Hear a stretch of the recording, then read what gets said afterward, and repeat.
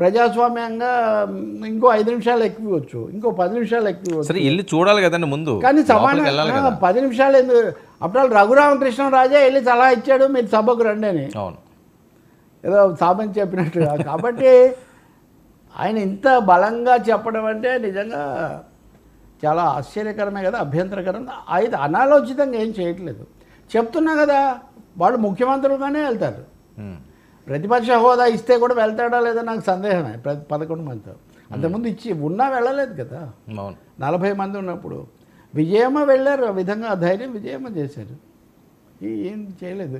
ఆమె అప్పుడు చేస్తుండకపోతే వైసీపీ కథ ఎలా ఉండేది, అది మళ్ళీ ఒక ప్రశ్న. కరెక్ట్.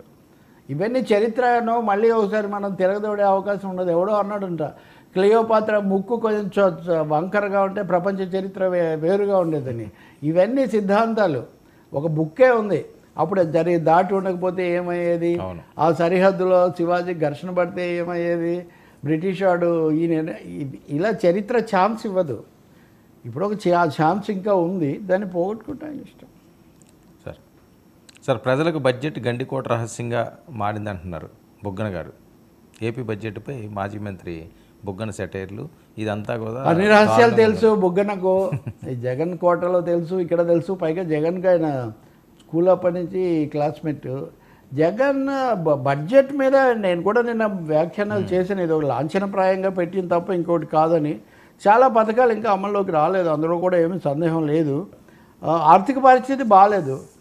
ఆర్థిక పరిస్థితి బాగలేదన్న విషయాన్ని గుర్తించి కేంద్రం నుంచి అదనంగా నిధులు తెచ్చుకోవటం అవన్నీ చేయాలి. కేంద్రాన్ని ఏమీ అనగలిగిన పరిస్థితి కూడా లేదు. మొన్నే కదా రేవంత్ రెడ్డి దక్షిణాది రాష్ట్రాల సమావేశం అది ఇది అంటున్నారు. కానీ బుగ్గన రాజకీయంగా చేసే విమర్శలు చేశారు. కానీ 2 విషయాల్లో, ఒకటి బుగ్గనతో ఆయన పాయింట్ను మనం అంగీకరించవచ్చు, రెండో విషయంలో ఆయన డిమాండ్ని మనం ఒప్పుకోలేము. అదేంటంటే అప్పులు చాలా ఎక్కువగా 10 లక్షల కోట్లు, 12 లక్షల కోట్లు. నిర్మలా సీతారామన్ కేంద్ర ఆర్థిక మంత్రి బడ్జెట్లో చెప్పిన లేదా ప్రశ్నకు సమాధానంగా చెప్పిన లెక్కలకు, ఇక్కడ చలామణి అయిన లెక్కలకు చాలా తేడా. ఈ విషయం మనం మాట్లాడడం.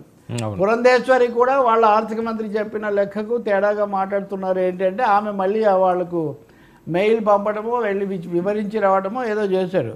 ఇప్పుడు బుగ్గన ఏమంటారంటే, మేము అప్పుడు ఎంత చెప్పామో మీరు అంతే చెప్పారు. మేము 4,83,000 కోట్ల అప్పు ఉందని 2023-24 బడ్జెట్లో చూపించాము. మీరిప్పుడు 4,94,000 కోట్లు ఉందని మీరు చూపించారు. దాదాపు 2 ఒకటే అంటూనే కార్పొరేషన్ల అప్పులు ఎలా కలుపుతారు అని. ఇది రాజకీయ పంచాయతీ. తెలుగుదేశం ఉంటే వీళ్ళు కలుపుతుంటారు, వీళ్ళు ఉంటే వాళ్ళు కలుపుతుంటారు. అందుకని అది కాదు. కానీ అయితే బుగ్గన ఇందుకోసం చంద్రబాబు నాయుడు క్షమాపణ చెప్పాలి అంటాడు. ఈ క్షమాపణలు చెప్పడం అనే వ్యవహారం మొదలు పెడితే రోజు మన సమయం అంతా క్షమాపణలకే సరిపోతుంది. ఇప్పుడు జగన్ ఎన్నిసార్లు క్షమాపణలు చెప్పాలి, చంద్రబాబు ఎన్నిసార్లు చెప్పాలి, ప్రత్యేక హోదా ఇస్తానని ఇవ్వనటువంటి మోడీ గారు ఎన్నిసార్లు చెప్పాలి. సో ఈ క్షమాపణల కార్యక్రమం వద్దు. కానీ ఆర్థిక పరిస్థితిని ఎలా మెరుగుపరచుకోవాలి అన్నది మా గత ఆర్థిక మంత్రి, ఇప్పటి ఆర్థిక మంత్రి కూడా బాగాలేదు పరిస్థితి అని చెప్తున్నారు. దాని మీద దృష్టి పెట్టడం చాలా అవసరం. బుగ్గనకు బహుశా ఇప్పటికి ఎవరో ఒకరు సమాధానం చెప్పడం కూడా మొదలు పెట్టే ఉంటారు. అందుకని ఆయన కూడా కార్పొరేషన్ అప్పులు కలపలేదు అంటే ఉన్నాయని ఒప్పుకుంటున్నారు కదా. సో ఇన్ ప్రిన్సిపల్ టెక్నికల్గా సమర్థించుకోవటం తప్ప ప్రాక్టికల్గా కార్పొరేషన్ అప్పులు కలిపితే ఈ సంఖ్య కూడా పెరుగుతుంది. మళ్ళీ అంకా సార్ అటాక్ మోడ్లోకి దిగుతున్నారా వైసీపీ? ఈ వైఖరి చూస్తుంటే క్షమాపణలు చెప్పమని ప్రెస్ మీట్లు పెట్టి అసెంబ్లీ లోపలికి అన్నింటినీ మనం కలపలేము. సరే, యనమల రామకృష్ణుడు ఇది వరకు ఎప్పుడు లెక్కలు ఆయన చెప్పేవాడు. ఇప్పుడు ఈయన మాజీ ఆర్థిక మంత్రి కాబట్టి ఏం చెప్తున్నాడు. పార్లమెంటరీ డెమోక్రసీలో ఇవన్నీ ఎవరు గతంలో ఆ శాఖ చూసారో చేస్తుంటారు. కానీ ఇక్కడ ప్రధానమైన అటాక్ మోడ్లో దిగితే సభలోకే వెళ్ళేవాళ్ళు కదా. సభలోకి వెళ్ళలేదు కదా. సభ బయట ఎంత అటాక్ చేస్తే ఇంకేముంది, దానికి ఏమీ రాజకీయ విమర్శ అవుతుంది కానీ ఇంకోటి కాదు కదా.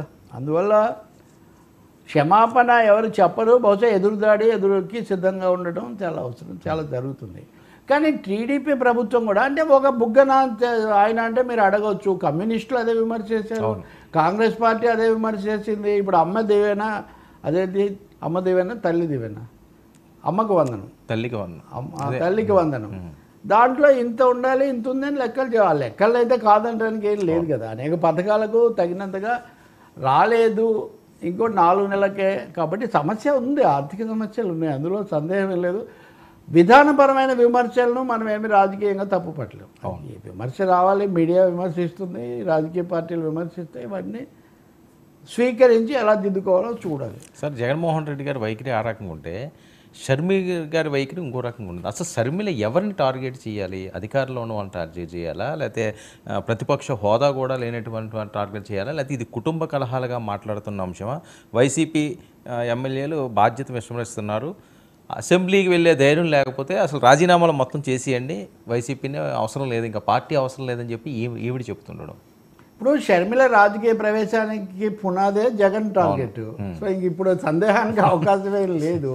అంటే జగన్ షర్మిలతో విరోధం పెంచుకోవడం ద్వారా అవసరం చాలా ఎక్కువ మూల్యం చెల్లించాడు, రాజకీయంగా చాలా నష్టపోయాడు అనేది ఆయన అభిమానించే వాళ్ళందరూ, లేదా ఆయన బృందంలో కూడా. తర్వాత ఇప్పుడు సోషల్ మీడియా అనేది కూడా చూస్తే కనుక అది చాలా వికృతంగా మారడానికి కూడా ఆ దశ నుంచి అది కారణమైంది, సెకండ్ స్టేజ్లో, సెకండ్ ఫేజ్లో. కాబట్టి ఇప్పుడు షర్మిల టార్గెట్ చాలా క్లియర్. ఆమె రాజకీయ పాత్ర కోరుకున్నారు, ఆయన ఇవ్వలేదు. ఆయన ఇవ్వటం ఏంటి, నిజానికి అప్పుడే ఘర్షణ పడి ఉండొచ్చు, పడి ఆమె వేరే పార్టీలోకి వెళ్ళి ఆమె ఆ పని చేయలేదు. ట్రై చేసి తెలంగాణలోకి వచ్చి ప్రయత్నించి వేరే మార్గాలు చేశారు, ఆయనే మారలేదు. సో కుటుంబ తగాదాకు సంబంధించి జగన్ పట్టువిప్పులు ప్రదర్శించట్లేదు కాబట్టి ఆమె రాజకీయ కోణంలోకి వచ్చారు. ఇప్పుడు ఇంకా ఆయన ఓడిపోయిన తర్వాత తప్పకుండా ఆమె చంద్రబాబు ప్రభుత్వాన్ని అనాల్సిందే, కానీ జగన్ ఏమంటారు అంటారు. కాకపోతే ఇదిగో మీరు అన్నలాగా అంత చేతగానవి, ధైర్యం లేనవి రాజీనామా చేయన్నారు, అలా అనడంలో పెద్ద పొరపాటు ఏమో అంటారు. ప్రతిపక్ష నాయకులు ఎందుకన్నారు? ఇప్పుడు ఎన్నిసార్లు, ఇప్పుడు ఉదాహరణకు మొన్న రోజా హోంమంత్రి రాజీనామా చేయాలి, ఉప ముఖ్యమంత్రి, ముఖ్యమంత్రి ముగ్గురు రాజీనామా చేయాలని అన్నారు కదా. రాష్ట్రపతి పాలన పెట్టాలని కూడా అంటున్నారు వైసీపీ వాళ్ళు కొంతమంది. దేవన్నే పెట్టారు. లేవని పక్కన పెట్టండి, నేను ఫ్యాక్ట్స్ మాట్లాడుతున్నాను. పొలిటికల్ టెండెన్సీస్ గురించి నేను మాట్లాడిన, వాళ్ళ ధోరణి గురించి. వాళ్ళు ఇప్పుడు ఘటనలు జరిగాయి కాబట్టి, దాడులు జరిగాయి కాబట్టి రాష్ట్రపతి పాలన పెట్టాలని. నేను ఆ రోజున జగన్ ఎంత అరాచకం పాలన అది ఇది కాబట్టి రాష్ట్రపతి పాలన పెట్టాలంటే ప్రజల తీర్పు ఒకటి ఉంటుంది. ఇప్పుడు ఇంకా 3 నెలలు 4 నెలలు కాకముందే రాష్ట్రపతి పాలన పెట్టాలి, మేము ఇవన్నీ తీసుకెళ్ళి ఇస్తాము అంటే అది ఎలా కుదురుతుందండి? కాబట్టి తప్పకుండా షర్మిల టార్గెట్ 2 టార్గెట్లే. ఫస్ట్ టార్గెట్ ఎప్పుడు జగనే, అందులో ఇంకేమి. అవును, ఆవిడ కలిసి వచ్చేది ఏంటి సార్ దీనివల్ల పార్టీ ఏం బలపడదు కదా. కాంగ్రెస్ పరంగా మనం చూస్తాం. నేను పిసిసి అధ్యక్షురాలుగా నేను మాట్లాడుతున్నాను. నేను షర్మిల గారు, జగన్మోహన్ రెడ్డి గారు ఆ రక్త సంబంధం గురించి అది కాదు, ఇక్కడ పొలిటికల్ అంశం. కాంగ్రెస్ కిందలో కలిసి వచ్చేది ఏముంటుంది? టీడీపీతో ఫైట్ చేస్తే అధికారం ఉన్న వాళ్ళకి నెక్స్ట్ ఏమైనా ప్లేస్ ఉంటుంది, కానీ వైసీపీని టార్గెట్ చేయడం వల్ల వ్యూహం ఏంటి? కాంగ్రెస్ ఎందుకు ఎంటర్టైన్ చేస్తున్నది? ఇక్కడ మీరు కాంగ్రెస్ ఒకటే అంటున్నారు, కానీ నేను మిగతా పార్టీలను కూడా కలిపి మాట్లాడతాను. వ్యాక్యూమ్ కావాలి. వైసీపీ జగన్ చంద్రబాబు మధ్యలోనే రాజకీయ చర్చ జరిగినంతకాలం కొత్త శక్తులు రావు. పవన్ కళ్యాణ్ కూడా 2019లో నా మీద ఇప్పుడు ప్రధానమైన దాడి ఏం చేసేవాళ్ళు అంటే వైసీపీ వాళ్ళు. పవన్ కళ్యాణ్ ఎంతసేపటికి జగన్నే అంటాడేంటి, ముఖ్యమంత్రిగా చంద్రబాబు ఉంటే అనేది వాళ్ళు అనేవాళ్ళు. పవన్ కళ్యాణ్ ఏమనేవాడు అప్పుడు, చంద్రబాబు తెలుగుదేశం పని అయిపోయింది, అది ఓడిపోతుంది,